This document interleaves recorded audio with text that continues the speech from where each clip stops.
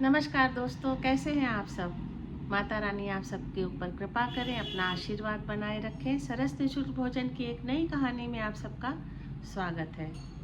एक छोटे बच्चे की कहानी है। 6 साल का एक बच्चा था जो उसके घर का पारिवारिक वातावरण ईश्वर भक्ति का था। तो उसके मन में भगवान से मिलने की खूब इच्छा होती थी और वो अक्सर जिद करता था कि मुझे भगवान से मिलना है, उनके साथ बैठकर खाना खाना है। माँ, जो आप भोग लगाते हो ना, तो मुझे भी ऐसे ही भगवान के साथ बैठ के खाना है।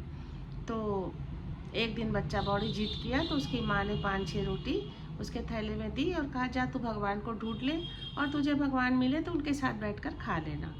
चलते चलते बच्चा काफ़ी दूर निकल गया। अब उसे थोड़ी सी भूख भी लग रही थी और थक भी गया था तो छोटा सा बच्चा ही।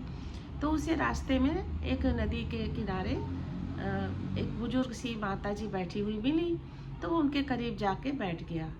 उसने देखा कि माता की आंखों में बड़ी चमक है और बड़ी आसरा से वो उसकी ओर देख रही हैं। तो उसे लगा कि चलो इनके पास बैठा हूँ तो मैं भी सेफ रहूँगा। फिर अब बच्चे को भूख तो लगी ही थी, उसने थैली से रोटी निकाली और खाने लगा।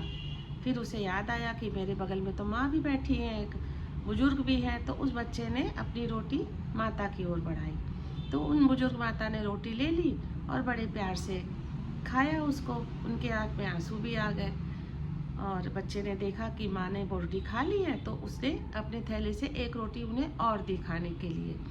दोनों ने बड़े प्यार के सुकून के पल बिताए आपस में और इस तरह से शाम हो गई। थोड़ा अंधेरा होने लगा तो उस बच्चे को लगा कि अब मुझे घर चलना चाहिए, मेरी माँ चिंता कर रही होंगी। तो उसने कहा कि दादी अब मैं घर जाता हूँ। और उसने दादी के गले मिला। दादी खूब खुश हो गई, बड़े प्यार से उसे गले लगाया और बच्चे को बोला, मैं यहाँ हूँ, तू जा। अब वो बच्चा अपने घर की ओर चलने लगा। पीछे मुड़ के जब भी देखता तो दादी उसे अपनी ओर निहारती नजर आती।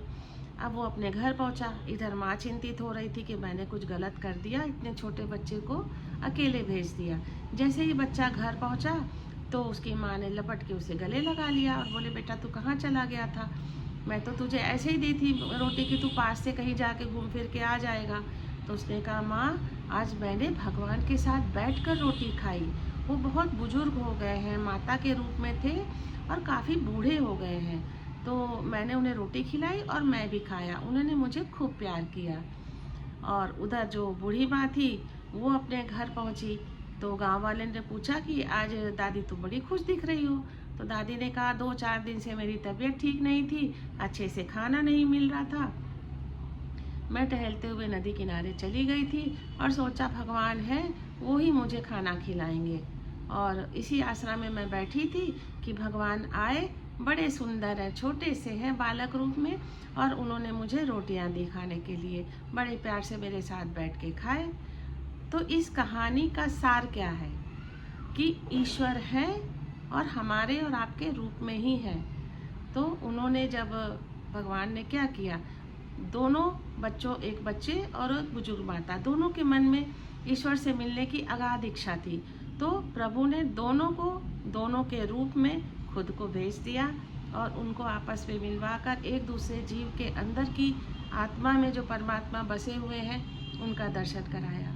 तो इस तरह से अगर हमें ईश्वर में अगाध विश्वास है तो वो किसी न किसी रूप में हमें ज़रूर मिलते हैं।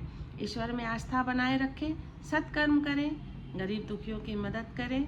हमेशा आपको कहीं ना कहीं ईश्वर के दर्शन होते रहेंगे। नमस्कार।